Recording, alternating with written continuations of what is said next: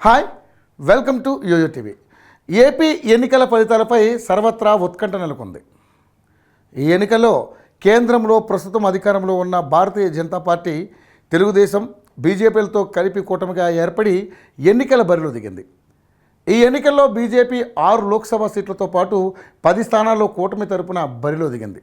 ఈ ఎన్నికల్లో క్యాంపెయిన్ జరిగినప్పుడు ఒకటి, ఓటింగ్ జరిగినప్పుడు మరొక ఈక్వేషన్లు ఉన్నాయి. ఈ ఎన్నికల్లో భారతీయ జనతా పార్టీ అరకు, అనకాపల్లి, రాజమండ్రి, నర్సాపురం, రాజంపేట, తిరుపతి స్థానాల్లో ఎంపీగా కూటమి తరపున బరిలో దిగింది. ఎన్నికల్లో ప్రజలు సైలెంట్ ఓటింగ్ జరిగింది. ఓట్ల బదిలీ జరుగుతుందా లేదా అనే డౌట్స్కు చెక్ పడింది. చాలా చోట్ల 3 ప్రధాన పార్టీల ఓటర్లు తమ ఓట్లను 60% వరకు బదలాయించినట్లుగా తెలుస్తోంది.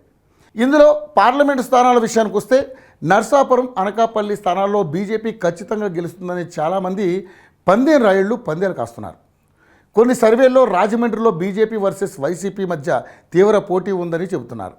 ఇందులో బీజేపీ అతి తక్కువ మెజార్టీతో బయటపడే ఛాన్సెస్ ఎక్కువగా ఉన్నాయనే మాట వినిపిస్తోంది. మరోవైపు రాజంపేటలో వైసీపీకి పూర్తిగా పట్టుంది. అక్కడ మిథున్ రెడ్డి ఎంపీగా పోటీ చేశారు. మరోవైపు బీజేపీ తరపున మాజీ ఎంపీ కిరణ్ కుమార్ రెడ్డి బలమైన అభ్యర్థిగా గట్టి పోటీ ఇచ్చారు. ఈ సీట్లో ఎక్కువగా వైసీపీకి అనుకూలంగా ఓట్లు పోలేనట్లు రాజకీయ విశ్లేషకులు చెబుతున్నారు. ఇక పందెం రాయుళ్లు అక్కడ వైసీపీ గెలుస్తుందని పందెం కాసినట్లుగా చెబుతున్నారు.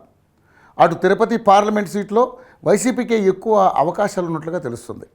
మరోవైపు అరకు లోక్సభ సీటు విషయంలో ఇక్కడ బీజేపీ కంటే వైసీపీకే ఎక్కువగా అవకాశాలు ఉన్నట్లు తెలుస్తుంది. మొత్తంగా ఏపీలో జరిగిన పార్లమెంట్ సీట్లలో బీజేపీకి 2 సీట్లు ఖచ్చితంగా గెలుస్తుందనే అభిప్రాయాలు వ్యక్తమవుతున్నాయి. రాజమండ్రిలో నువ్వా నేనా అన్నట్లుగా పోటీ ఉంది. ఒకవేళ బీజేపీ గెలిస్తే అదనంగా ఈ సీటు తప్పించి మిగిలిన 3 సీట్లలో అసలు బీజేపీ గెలిచే అవకాశాలే లేవని అందరూ చెప్పుకుంటున్నారు. పందెం రాయుళ్లు కూడా ఈ 3 సీట్లపై ఎక్కువ ఫోకస్ పెట్టారు. అటు ఏపీలో విశాఖపట్నం సిటీ నుంచి విష్ణుకుమార్ రాజు, కైకలూరు నుంచి కామినేని శ్రీనివాస్, విజయవాడ పశ్చిమ నుంచి గెలిచే అవకాశాలు ఉన్నాయి. మొత్తంగా ఈ 3 సీట్లపై పందెం రాయుళ్లు ఎక్కువ హోప్స్ పెట్టుకున్నారు. మొత్తంగా 3 పార్లమెంట్ సీట్లతో పాటు 3 అసెంబ్లీ సీట్లు బీజేపీ ఖచ్చితంగా గెలుస్తుందని చెబుతున్నారు. ముఖ్యంగా కేంద్రంలో మరోసారి నరేంద్ర మోదీ ఆధ్వర్యంలోని బీజేపీ అధికారంలోకి వస్తుందని అన్ని సర్వేలు చెబుతున్నాయి. ఆ సర్వేలతో పాటు యూత్ చాలామంది బీజేపీ వైపు మొగ్గు చూపుతున్నట్లుగా తెలుస్తోంది. అటు మోడీ ఫ్యాక్టర్, విజయవాడలో చంద్రబాబు, పవన్లతో నరేంద్ర మోదీ రోడ్ షో కూటమికి బాగా ఊపు తీసుకొచ్చినట్లుగా చెబుతున్నారు.